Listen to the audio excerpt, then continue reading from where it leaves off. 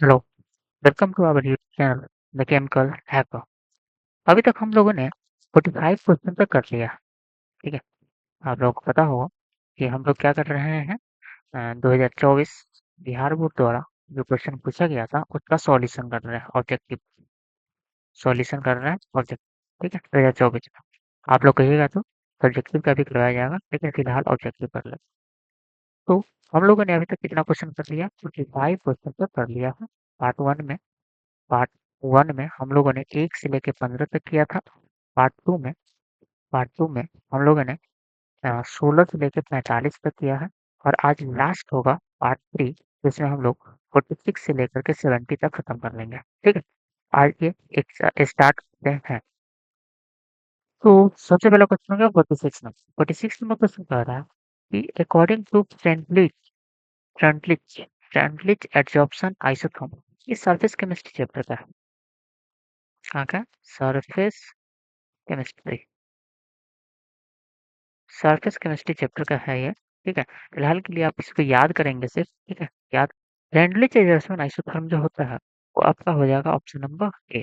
ठीक है, x by M extent of adsorption होता है। फॉर्मूला होता है x by M is equal to K into P पे पावर 1/n 1/n फ्रेंडली के साथ एडजॉर्प्शन आइसोथर्म। सबसे पहले तो आपको ध्यान रखना एक्स बाई एम होगा, एक्स बाई एम। ये हो सकता था, ये हो सकता था, ये दोनों तो नहीं होता। सर पावर होता है पी पर पावर 1/n, पी पर पावर 1 और दोनों गुना में होता है के इंटू पी पावर 1/n, भाग में है तो ये भी कैंसिल। ठीक है, तो पहला का आंसर क्या हो जाएगा, यानी 46 का आंसर क्या हो जाएगा आपका? एक्स बाई एम के इंटू पी पे पावर 1/n फ्रेंडली एजप्शन। ये भी क्वेश्चन वही कहा, सरफेस केमिस्ट्री का क्वेश्चन कह रहा है मिल्क क्या है? आप जानते हैं दूध, दूध क्या होता है? दूध में होता है पानी, पानी पानी में मिलाया रहता है फैट। पानी में क्या मिला हुआ होता है? फैट। दूध में होता है पानी, और पानी में क्या मिला हुआ होता है? फैट। तो बस समझिएगा। तो बताइए, फैट में पानी होगा कि पानी में फैट होगा? तो आप बताइए ज्यादा क्या रहता है? ज्यादा तो सर पानी रहता है। ज्यादा क्या रहता है? पानी। ठीक है, तो क्या होता है? पानी में फैट रहता है। Fat dispose in water, in water. याद रखना है। ऑब्जेक्ट ऑप्शन देखिए, पहले तो आयल नहीं होगा, कैंसिल। फैट इन फैट तो नहीं होगा, ये कैंसिल। ठीक है, वाटर होना चाहिए। तो वाटर यहाँ है, वाटर वहाँ। दोनों में अंतर क्या है? इसमें कह रहा है फैट डिस्पोज, फैट घुला होता है कथी में? वाटर में। और यहाँ कह रहा है वाटर डिस्पोज इन फैट, वाटर घुला होता है फैट में नहीं। वाटर फैट में नहीं घुला होता, कौन सा? Fat dispose in water. ठीक है, fat dispose in water. Solution chapter में जैसे हम लोग पढ़े थे, एक सॉलिड होता है और एक सॉल्वेंट होता है। ठीक है, उसी तरीके से यहाँ पे आप कह सकते हैं कि फैट डिस्पोज्ड इन वाटर। दूध क्या होता है? Fat disposed in water.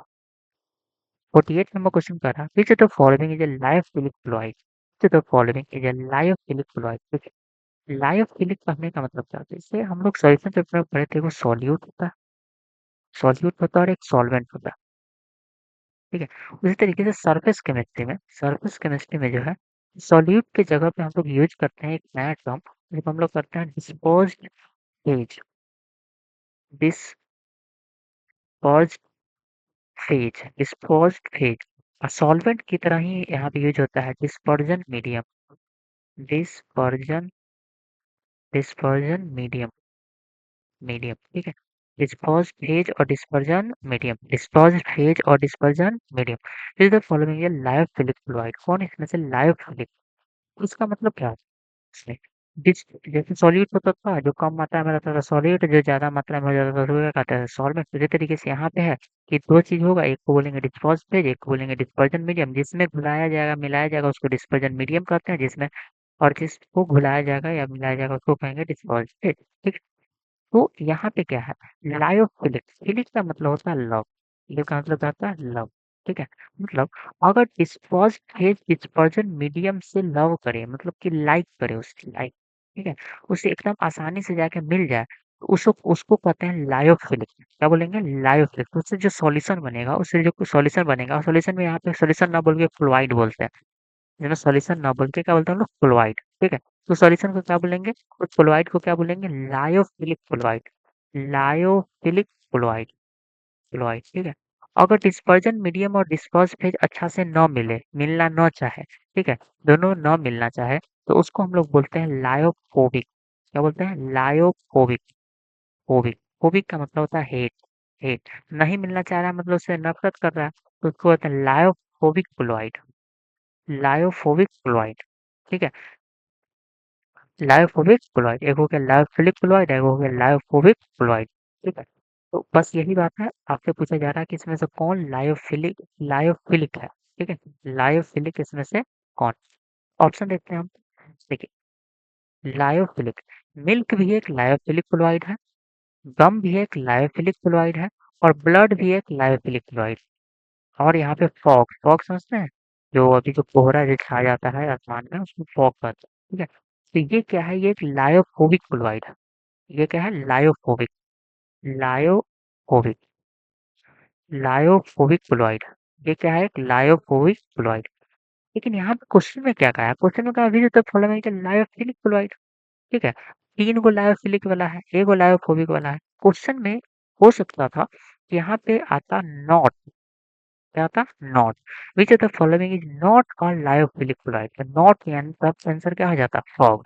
लेकिन इस क्वेश्चन के हिसाब से हम लोग क्या करेंगे? बना सकते हैं। ऐसा नहीं है कि इसमें ऑप्शन नहीं है, तो गलत क्वेश्चन है, नहीं है। लेकिन ज़्यादा बेहतर होता कि यहाँ पे क्या लिखा हुआ था? नॉट लिखा हुआ होता, ठीक है। तब हम लोग क्या मारते? सी मारते।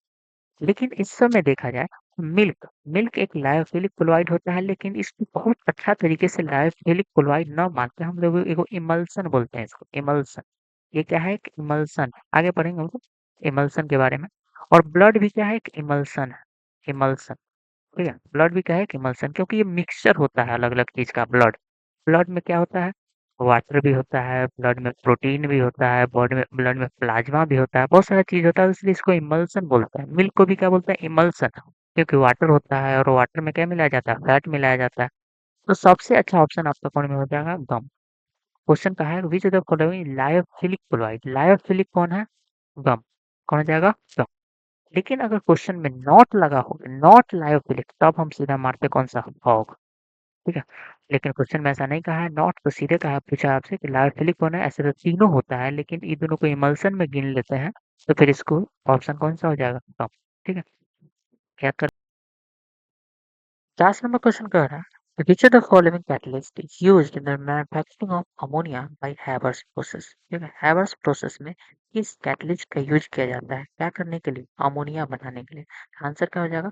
आयरन और मोलिब्डेनम। आयरन कैटलिस्ट के रूप में और मोलिब्डेनम प्रोमोटर के रूप में, ठीक है। तो यहाँ पे हम देखते हैं इसको, और एक कुछ क्वेश्चन आपसे पूछते हैं, आपको बताना है, ठीक है। ऐसे समझिए, एक प्रोसेस का नाम हम आपको बता रहे हैं।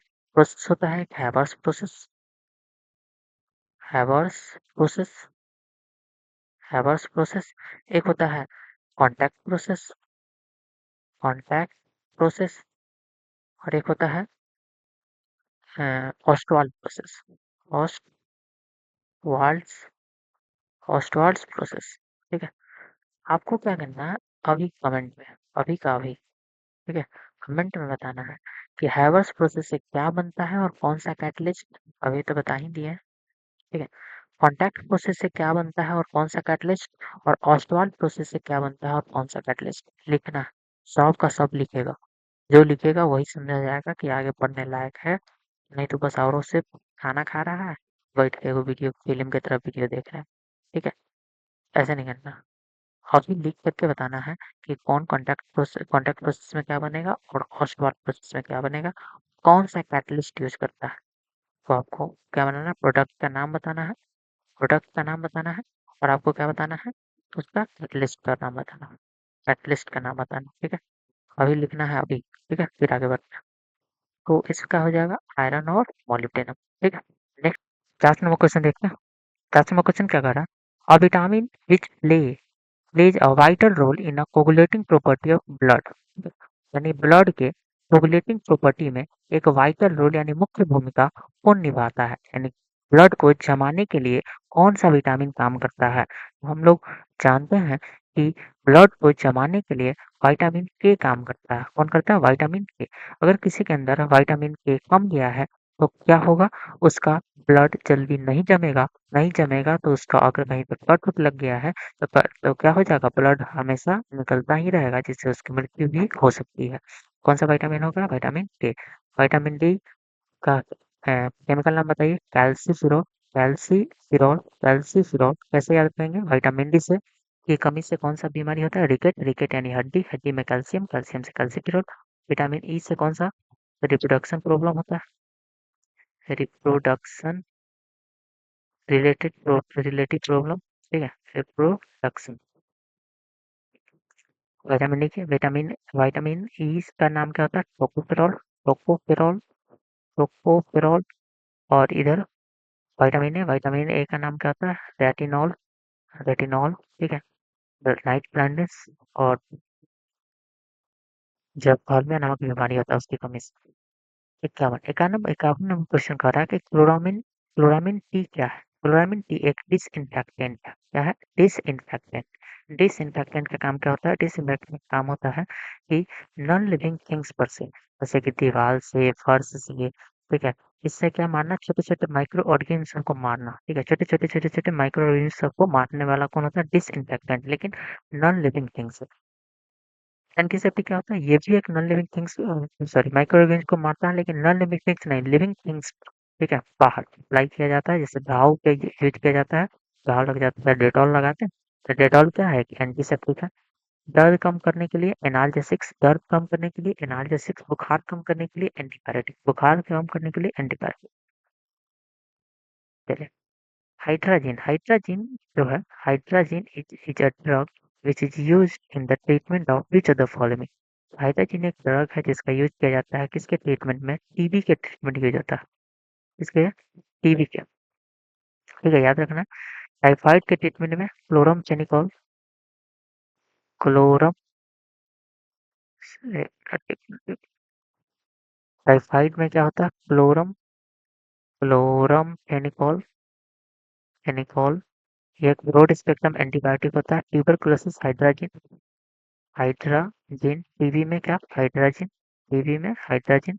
मलेरिया में क्विनीन, क्वीन, ठीक है, क्विनीन या फिर क्वीन कहिए। अगला 13 नंबर क्वेश्चन, 13 में कह रहा है which the following is an alkaloid? Alkaloid, alkaloid क्या होता है? एल्कलॉइड, एल्कलॉइड जो होता है एक नशीला पदार्थ होता है। क्या होता है? नशीला पदार्थ, नशीला पदार्थ। लेकिन कहाँ से प्राप्त होता है? ये प्लांट से, प्लांट से प्राप्त होने वाला नशीला पदार्थ, जैसे जैसे हम लोग भांग हो गया, धतूरा हो गया, ये सब जानते हैं? भांग, धतूरा क्या होता है? प्लांटेशन में पाया जाता है, ठीक है। किसी का कोई पत्ता होता है, कोई फूल होता है, इसमें देखिए उस समय क्या पाया जाता है? निकोटिन। क्या होता है? निकोटिन। ये भी कहाँ से पाया जाता है? प्लांट से नशीला होता है। एट्रोपिन, एट्रोपिन भी प्लांट से पाया जाता है, इसमें ये भी नशीला होता है। कोकीन, कोकीन भी प्लांट से पाया जाता है और ये भी नशीला होता है। इसलिए ऑल ऑफ दीज। एल्कोलॉइड का मतलब क्या होगा? नशीला पदार्थ जो कहाँ से पाया जाता है? प्लांट, प्लांट का या तो पत्ता, प्लांट का या तो फूल। नेक्स्ट, ये कह रहा है इसका फॉलोइंग है नेचुरल रबर। नेचुरल रबर कौन है? नेचुरल रबर है आइसोप्रीन। नेचुरल रबर कौन है? आइसोप्रीन। नेचुरल रबर कौन है? आइसोप्रीन। याद कर लीजिए इसको। नेचुरल रबर कौन है? Isoprene, isoprene. अगला है the raw material used in making nylon. Nylon को बनाने के लिए कौन सा रॉ मटेरियल यूज किया जाता है? नायलॉन को बनाने के लिए कौन सा रॉ मटेरियल यूज किया जाता है? नायलॉन को बनाने के लिए एडीपिक एसिड का यूज किया जाता है। एडीपिक एसिड, नायलॉन को बनाने के लिए कौन सा यूज किया जाता है? Adipic acid, adipic acid, adipic acid. अगला है CF2 CF2 double bond CF2, ठीक है, ये एक मोनोमर है। किसका? किसका मोनोमर है? मतलब इसको बार बार जब जोड़ेंगे, बार बार जब जोड़ेंगे तो एक पॉलीमर मिलेगा। वो पॉलीमर का नाम क्या है? वो जो पॉलीमर है वो टेफ्लॉन होता है, मतलब टेफ्लॉन। तो टेफ्लॉन का मोनोमर क्या होता है? CF2 डबल बॉन्ड CF2, ठीक है, CF2 डबल बॉन्ड CF2। ये किसका होता है? टेफ्लॉन का, टेफ्लॉन, टेफ्लॉन, ठीक है, याद रखेंगे टेफ्लॉन। ये किसका मोनोमर है? टेफ्लॉन का, ठीक है। उल्टा भी क्वेश्चन पूछता है कि टेफ्लॉन का मोनोमर कौन है? टेफ्लॉन का मोनोमर कौन है? तो ऑप्शन में ये दिखाई देगा, मार दीजिएगा, ठीक है। अगला क्वेश्चन है which is the following type of crystal is diamond? Diamond, diamond, diamond बताइए। डायमंड कथी का बनल होता है? कार्बन का, कार्बन, कार्बन, कार्बन।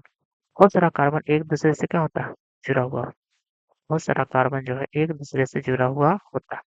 फिर आप देखिएगा एक कार्बन दूसरे कार्बन से कौन सा बॉन्ड बनाया हुआ है? देखिए तो एक कार्बन दूसरे कार्बन से कौन सा बॉन्ड बनाया हुआ है? तो आपको सर इलेक्ट्रॉन के शेयरिंग से बना है।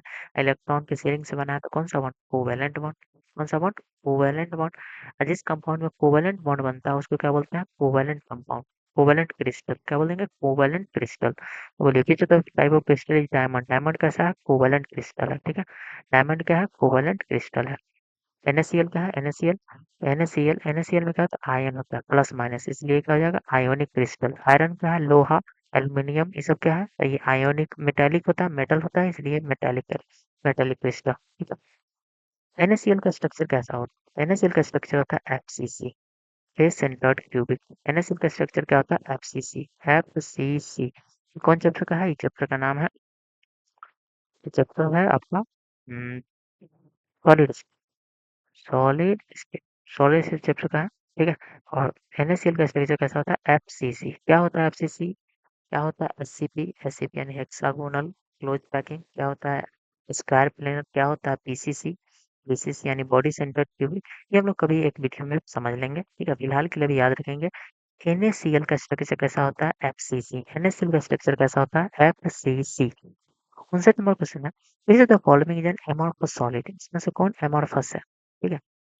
देखिए सॉलिड का टाइप का होता है, दो टाइप का, एक बोलते हैं क्रिस्टलाइन, क्रिस्टलाइन, ठीक है, अच्छे से अरेंजमेंट होता है, और एक होता है एमॉर्फस, एमॉर्फस, ठीक है। एमॉर्फस का दो तीन एग्जांपल है, याद रखिएगा। एक होता है ग्लास, एक होता है रबर, और एक होता है प्लास्टिक, प्लास्टिक, ठीक है। तो बोलिए ग्लास, रबर और प्लास्टिक क्या होता है? एमॉर्फस। ग्लास, रबर और प्लास्टिक क्या होता है? एमॉर्फस। इसमें कौन सा एमॉर्फस हो जाएगा? ग्लास। कौन हो जाएगा? ग्लास। ये सब क्रिस्टलाइन सॉलिड होता है, ग्रेफाइट हो गया, कॉमन साल्ट हो गया NaCl, और डायमंड, ये सब क्रिस्टलाइन सॉलिड होता है, बहुत मजबूत होता है ये सब, ठीक है। 60 नंबर क्वेश्चन है, an octahedral body surrounded by, देखिए ये आप हो सकता है सुने हो ऑक्टाहेड्रल बॉडी, या हो सकता है ना भी सुने हो, क्योंकि सॉलिड स्टेट चैप्टर का, कहाँ का? सॉलिड स्टेट चैप्टर का, ठीक है। तो आपको फिलहाल के लिए बस याद करते जाना है, क्या होता है ऑक्टाहेड्रल वॉइड, क्या होता है टेट्राहेड्रल वॉइड, सब बाद में हम किसी एक वीडियो में बता देंगे। पीछे वाला भी जो बताए थे FCC BCC, उसी के साथ आता है ये ऑक्टाहेड्रल वॉइड और टेट्राहेड्रल वॉइड। तो हम लोग ऑक्टाहेड्रल वॉइड और टेट्राहेड्रल वॉइड भी पढ़ लेंगे। आप फिलहाल याद रखेंगे तो कि octahedral void surrounded by, surrounded मतलब ओकरा आसपास क्या होता है? कोऑर्डिनेशन नंबर क्या होता है? ऐसे भी क्वेश्चन आता है कि ऑक्टाहेड्रल वॉइड का कोऑर्डिनेशन नंबर बताइए। कोऑर्डिनेशन नंबर मतलब ओकरा आसपास कितना है? आसपास क्या रहता है? 6 गो। ऑक्टाहेड्रल वॉइड में आसपास क्या रहता है? 6 गो, ठीक है।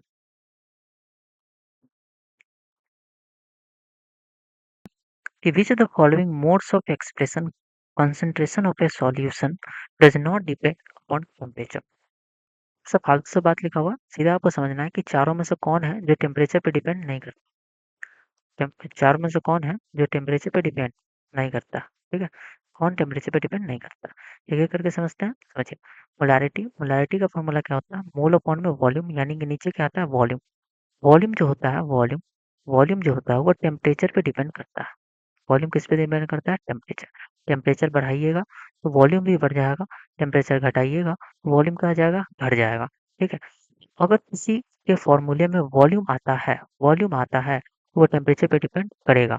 मोल अपॉन में वॉल्यूम आता है, वॉल्यूम आ गया, टेम्परेचर पे डिपेंड करेगा। ये भी टेम्परेचर पे, इसके भी में, इसके नीचे भी वॉल्यूम आता है, इसमें भी क्या आता है? वॉल्यूम आता है, तो इस टेम्परेचर पे डिपेंड करेगा। लेकिन मोडालिटी का फॉर्मूला क्या होता है? मोल अपॉन में मास, मोल अपॉन में mass of solvent, number mole of solute upon में मास ऑफ सॉल्वेंट। तो ऊपर मोल है, मोल भी टेम्परेचर पे डिपेंड नहीं करता, और मास भी टेम्परेचर पे डिपेंड नहीं करता था। मोलालिटी भी टेम्परेचर पे डिपेंड नहीं करेगा। याद रखना है कि कौन टेम्परेचर पे डिपेंड नहीं करता है? तो मोलालिटी। कौन टेम्परेचर पे डिपेंड नहीं करता है? मोलालिटी, ठीक है। 62 नंबर क्वेश्चन कह रहा है कि each of the following show positive deviation from Raoult's law. 62 number question बहुत अच्छा क्वेश्चन है, ठीक है, एकदम अच्छे से समझिएगा, ठीक है। नहीं तो बहुत सारा कंफ्यूजन यहाँ पे होते रहता है, समझिए।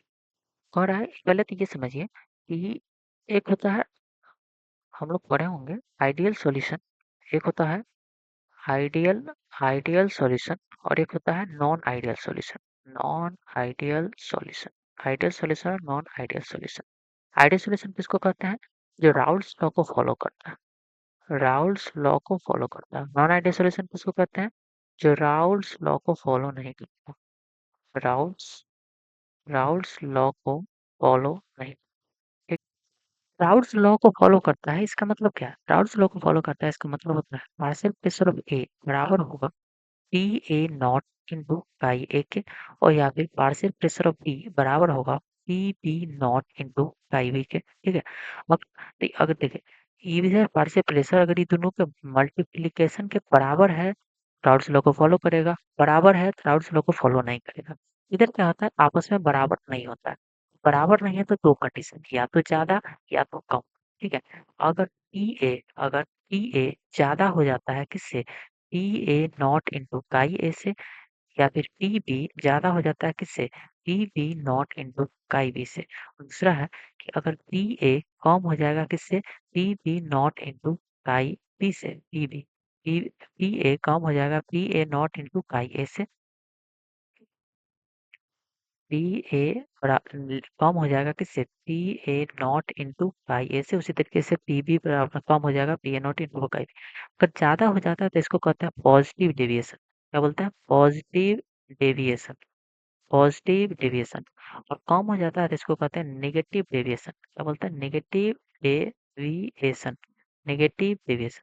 ये बात समझ में आ रहा है। एक होता है आइडियल सॉल्यूशन और एक होता है non ideal solution. Ideal solution तो अगर बराबर हो गया तो आइडियल सॉल्यूशन, अगर बराबर नहीं है तो क्या बोला जाएगा, पॉजिटिव डेविएशन या फिर नेगेटिव डेविएशन। बराबर नहीं है, या तो ज्यादा होगा या तो कम होगा, ज्यादा होगा तो पॉजिटिव डेविएशन, कम होगा तो नेगेटिव डेविएशन। आप बराबर है तो आइडियल सॉल्यूशन। ठीक है। कुछ एग्जाम्पल समझते हैं कि कोई चीज़ समझते हैं कि कब बराबर होगा और कब बराबर नहीं होगा। ठीक है? देखिए, बराबर होने का मतलब क्या होता है? हुँ, बराबर होने का मतलब क्या है?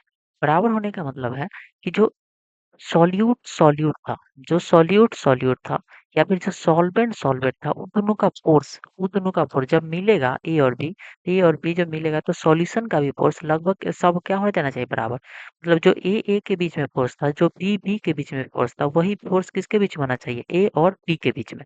लेकिन यहाँ पे क्या है कि बराबर नहीं है, इसका मतलब फ़ोर्स के साथ कुछ छेड़छाड़ हुआ है। समझिए कि जो फ़ोर्स ए के बीच में होगा और जो फ़ोर्स बी के बीच में होगा, ठीक है? अगर वैसा ही उससे उससे कम फ़ोर्स, ठीक है? उससे कम फ़ोर्स किसके बीच में बने, ए और बी के बीच में। अगर ए और बी के बीच में कम फ़ोर्स बन रहा है तो वेपराइज़ेशन ज़्यादा होगा, वेपर ज़्यादा बनेगा। वेपर ज़्यादा बनेगा तो कौन शो करेगा, बढ़ जाएगा मतलब पॉज़िटिव डेविएशन। अगर फ़ोर्स बढ़ गया, अगर ए और बी का बीच का फ़ोर्स ए और बी से क्या हो जाए, ज़्यादा हो जाए।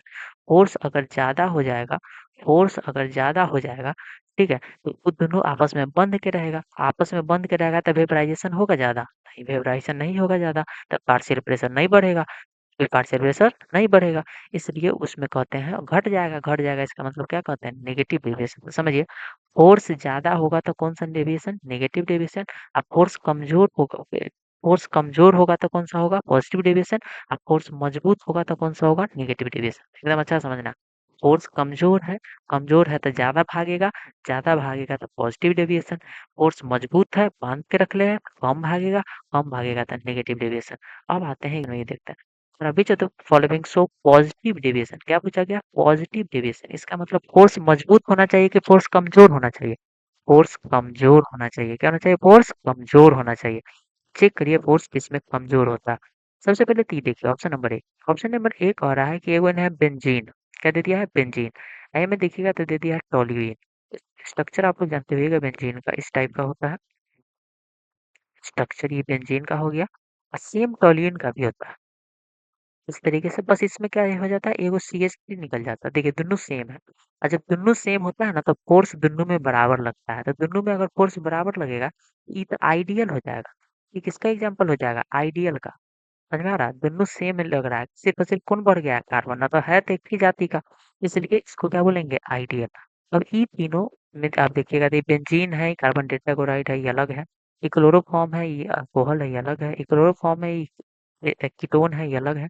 तो अब ये तो नहीं होगा। ये क्यों नहीं होगा, क्योंकि ये तो आइडियल हो गया। पॉजिटिव डेविएशन चाहे नेगेटिव डेविएशन तो नॉन आइडियल में होता है। अब ये में चेक करिए, देखिए। अब इसको देखिए तो ये कौन है, क्लोरोफॉर्म। ये कौन है, अल्कोहल। तो क्लोरोफॉर्म में हाइड्रोजन आपको दिखाई दे रहा होगा और अल्कोहल में क्या दिखाई दे रहा है, OH। ठीक है। तो इससे क्या होगा कि अल्कोहल जो है एक साथ H बॉन्डिंग कर लेगा। कौन सा बॉन्ड बना लेता है, H बॉन्ड। ठीक है। H बॉन्ड आप लोग जानते होगा कि ये एक स्ट्रॉन्ग बॉन्ड है। ये क्या है, एक स्ट्रॉन्ग फोर्स है।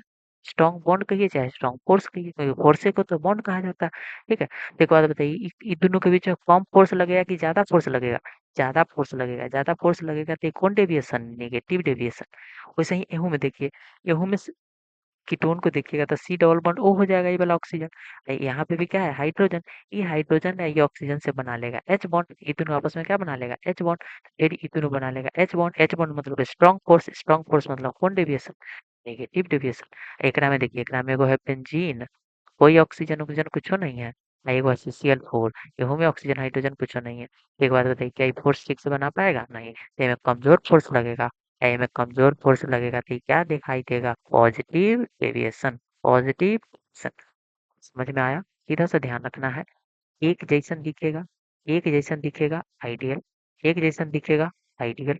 ठीक है, अगर एच बॉन्डिंग बनाने में लायक होगा कोई, अगर कोई एच दिख रहा है कि एच बॉन्डिंग बना रहा है, एच बॉन्डिंग दिखा बना रहा है तो क्या होगा? पॉजिटिव वाला, सॉरी नेगेटिव वाला एच बॉन्डिंग मतलब मजबूत फोर्स। मजबूत फोर्स मतलब कौन वाला? नेगेटिव वाला। देखिए ना, एच बॉन्डिंग इहू में बन सकता है। ऑक्सीजन है, एने कौन है? हाइड्रोजन है। इहो कौन होगा? नेगेटिव वाला। इनमें कोई ऑक्सीजन हाइड्रोजन कुछ नहीं नजर आ रहा है, इनमें कमजोर फोर्स लगेगा। कमजोर फोर्स लगेगा तो क्या होगा? पॉजिटिव वाला। तो लंबा हो गया ये क्वेश्चन, लेकिन आपको बहुत अच्छा से समझना है क्वेश्चन, क्योंकि ऑब्जेक्टिव बहुत आता है कि हर साल एगो न एगो ऑब्जेक्टिव आइए जाता है। अच्छा से समझना है कौन आइडियल है, कौन पॉजिटिव शो करेगा, कौन नेगेटिव शो करेगा। ठीक है, तो चलिए 63 नंबर क्वेश्चन देखते हैं। 63 नंबर क्वेश्चन हम लोग देखेंगे। ठीक है, तो 63 नंबर क्वेश्चन में कहा है कि the osmotic pressure of a solution is represented by which of the following equation. Osmotic pressure जानते हैं हम लोग, पाई इक्वल टू क्या होता है? C R T. Pi equal to C R T, concentration, rate constant, temperature. ठीक है, तो जहाँ पे भी मिल जाए pi equal to C R T, वही आंसर हो जाएगा। यहाँ पे कहीं भी डायरेक्ट नहीं दिया हुआ है, पटा करके दिया हुआ है, तो आप तिरछा गुना कराइए ना, पाई गुने टी, क्या हो जाएगा? पाई टी बराबर C R, cancel. Pi R बराबर सी टी, नहीं होगा। इधर देखिएगा, इसको देखिए, पाई इक्वल टू तिरछा गुना हो जाएगा C R T. Option number B, option number B. Next 64 number question. हाँ देखिए, 64 नंबर क्वेश्चन जो है, अगर हम लोग आप लोग पिछला वीडियो देखे रहिएगा पार्ट 2, तो उसमें शायद 31 नंबर क्वेश्चन सेम था। 31 नंबर क्वेश्चन सेम था, जिसमें इथाइल ब्रोमाइड कोई ये अगर ट्राई सिल्वर ऑक्साइड से रिएक्शन करेगा तो क्या बनेगा? तो डाई इथाइल ईथर बना था। ठीक है, उसी तरीके से यहाँ पे कहा है कि alkyl halide, alkyl alkyl halide अगर रिएक्शन करेगा, अगर अल्काइल हैलाइड क्या बनाएगा? ईथर बनाएगा। अल्काइल हैलाइड क्या बना रहा है? ईथर। किसके साथ रिएक्शन किया? सीधा सी बात है, कौन सा हो जाएगा? Try H2O। कोई क्वेश्चन अगर हम आपको बताते हैं तो उसको क्या कर लेना चाहिए? याद कर लेना चाहिए, क्योंकि कब आ जाएगा आपको समझ नहीं आएगा, हो सकता है कि आगे जस्ट नहीं मिल जाए, इसलिए याद कर लिया करिए अच्छे से। अल्काइल हैलाइड से ईथर बनाना है, अल्काइल हैलाइड से ईथर बनाना है, क्या चाहिए हमको? Try silver oxide, try silver oxide. Next 65 number question. Five कैसी है? एक तो ज़्यादा है नहीं, आपको सीधा नाम जानना होता है। एक हो गया, दो हो गया, तीन हो गया, चार। ठीक है, तो यहाँ में देखिए दो तरह का फंक्शन ग्रुप आपको नजर आ रहा है। एक अल्डिहाइड है, अल्डिहाइड जैसे नाम में अल लगेगा। एगो अल्कोहल है, तो अल्कोहल के नाम में तो ओल लगता है, लेकिन एगो बात बताइए, क्या दोनों सीनियर होगा? नहीं, एगो सीनियर होगा तो एगो जूनियर है। जूनियर कौन होगा? अल्कोहल। तो अल्कोहल जब जूनियर होता है तो ओल न लिखा के क्या लिखाता है? हाइड्रोक्सी। क्या लिखाता है? हाइड्रोक्सी। क्या पे हाइड्रोक्सी? तीन पे। तीन पे हाइड्रोक्सी चेक करिए, टू पे हाइड्रोक्सी कैंसिल, टू पे हाइड्रोक्सी कैंसिल, तीन पे हाइड्रोक्सी हो सकता है। चार कार्बन है तो ड्यूट, ठीक है। एगो सिंगल बॉन्ड है, एन, ठीक है। और अल्डिहाइड है तो अल, ठीक है। ऑप्शन नंबर बी 65 हो गया। 66 नंबर क्वेश्चन। 66 में कह रहा है formalin is the commercial name of. Formalin, formalin जो है का कमर्शियल नेम क्या है? ठीक है, फॉर्मालिन क्या होता है समझिए। एक बोतल है, ठीक है, वो बोतल में क्या करेंगे हम? उसमें क्या करेंगे कि उसमें हम मिला देंगे 40% फॉर्मल्डिहाइड, 40% फॉर्मल्डिहाइड, 40% फॉर्मल्डिहाइड, और 60% में रहेगा वाटर। क्या रहेगा? वाटर। यानी वाटर के साथ क्या मिला दिया जाएगा? फॉर्मल्डिहाइड। वाटर के साथ क्या मिला दिया जाएगा? फॉर्मल्डिहाइड। ये मैं पैक कर दिया, वाटर के साथ फॉर्मल्डिहाइड, वाटर के साथ फॉर्मल्डिहाइड पैक कर दिया। तो इसी पैक बोतल को हम लोग कहेंगे फॉर्मालिन। क्या बोलते हैं हम लोग? फॉर्मालिन। जब बेचना होता है तो हम लोग कौन-सा नाम देते हैं? फॉर्मालिन। इसीलिए लिखा हुआ कमर्शियल नेम, ठीक है? तो फॉर्मालिन में क्या होता है? 40% एक्वस सॉल्यूशन होता है किसका? फॉर्मल्डिहाइड का। फॉर्मल्डिहाइड का आईयूपीएसी नेम क्या? फॉर्मूला क्या होता है फॉर्मल्डिहाइड का? पहले ये बताइए। HCHO, एक कार्बन का एल्डिहाइड, फॉर्मल्डिहाइड। इसी का आईयूपीएसी नेम क्या होता है? मिथेनल। मिथेनल अल्ड, ठीक है? देखिए ना, methanal 40% aqueous solution of methanal. तो फॉर्मालिन को अच्छा से याद कर लेना है। क्वेश्चन पूछता है व्हाट इज फॉर्मालिन, ठीक है? तो आंसर लिखना है the 40% aqueous solution of methanal is known as is known as formalin. Formalin is known as formalin कहाँ यूज होता है उसका? इसका यूज होता है एंटीसेप्टिक के तौर पे। एंटीसेप्टिक के तौर पे घाव पे। एंटीसेप्टिक के तौर पे कहाँ पे यूज होता है? घाव पे, ठीक है? फॉर्मालिन सी हो जाएगा। एन अल्डिहाइड ऑन ऑक्सीडेशन, एक अल्डिहाइड का ऑक्सीडेशन करवाते हैं तो क्या मिलता है? तो अल्डिहाइड यानी RCHO अल्डिहाइड, इसका ऑक्सीडेशन करवा दीजिए। चाहे स्ट्रॉन्ग ऑक्सीडेशन ऑक्सीडाइजिंग एजेंट या माइल्ड ऑक्सीडाइजिंग एजेंट से ये क्या देगा? अल्डिहाइड किसमें चेंज हो जाता है? कार्बोजिलिक एसिड में। कार्बोजिलिक एसिड में यानी क्या मिलेगा हमको? एसिड, ठीक है? नेक्स्ट अगला है chloretone is formed when chloroform reacts with. Chloroform केकरा से रिएक्शन करेगा तो क्लोरीटोन बनेगा, ठीक है? नामों से डायरेक्ट पता कर सकते हैं। एसीटोन क्लोरीटोन। एसीटोन एसीटोन किससे रिएक्शन करेगा? एसीटोन। एसीटोन का फॉर्मूला क्या हो जाता है? CH3 सी डबल बॉन्ड O CH3 सबसे छोटा कीटोन एसीटोन और क्लोरोफॉर्म से रिएक्शन करता है तो क्या बना लेता है? क्लोरीटोन। क्लोरीटोन, ठीक है? क्लोरीटोन। तो क्लोरीटोन बनाता है किससे रिएक्शन? क्लोरोफॉर्म पे कैसे रिएक्शन करेगा? एसीटोन से। किससे रिएक्शन करेगा? एसीटोन से, ठीक है?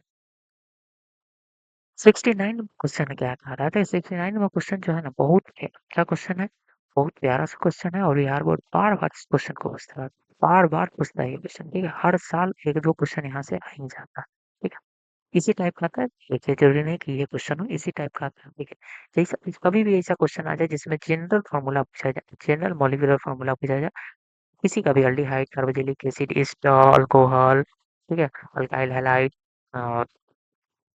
ईथर या फिर अमाइन, किसी का भी पूछे आपको क्या करना है? कम से कम 3 कार्बन का बना लेना है, ठीक है? यहाँ पे पूछा आपने मोनो कार्बोक्सिलिक एसिड सैचुरेटेड, मतलब इसमें डबल बॉन्ड सिंगल नहीं हो, ट्रिपल बॉन्ड ना हो, सिर्फ और सिर्फ क्या हो? Single bond. मोनो कार्बोक्सिलिक मतलब एक ही हो कार्बोक्सिलिक एसिड हो, एक कार्बन का बना लीजिए तो हो जाएगा CH3 CH2 और COOH। 3 कार्बन बना लिए कार्बोक्सिलिक एसिड। कार्बोक्सिलिक एसिड बना लिए तो फिर कार्बन कएगो, हाइड्रोजन कएगो, ऑक्सीजन कएगो? गिन के बताइए तो। कार्बन 1 2 3 गो, हाइड्रोजन 3 2 5 है, 6 गो, ऑक्सीजन 1 है, 2 गो। मतलब कार्बन अगर n गो होगा तो हाइड्रोजन ओकर दुगुना होगा, 3 दूनी 6 यानी कि 2n होगा।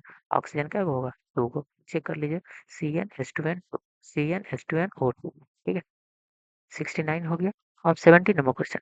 70 नंबर क्वेश्चन कह रहा है कि by which of the following formic acid and formaldehyde can be distinguished. देखिए फॉर्मिक एसिड का फॉर्मूला क्या होता है? C double bond O H और फॉर्मल्डिहाइड का फॉर्मूला क्या होता है? HCOOH, ठीक है? तो किसके द्वारा दोनों को अलग अलग किया जा सकता है, डिस्टिंग्विश किया जा सकता है, अलग अलग पहचाना जा सकता है कि कौन फॉर्मल्डिहाइड है, कौन फॉर्मिक एसिड है, ठीक है? इसमें अगर आप देखिएगा, एक है टॉलेंस रिएजेंट, क्या है? Tollens reagent. Tollens reagent answer नहीं होगा। मत सोचिए कि टॉलेंस रिएजेंट आंसर होगा, नहीं होगा टॉलेंस रिएजेंट। क्यों नहीं होगा?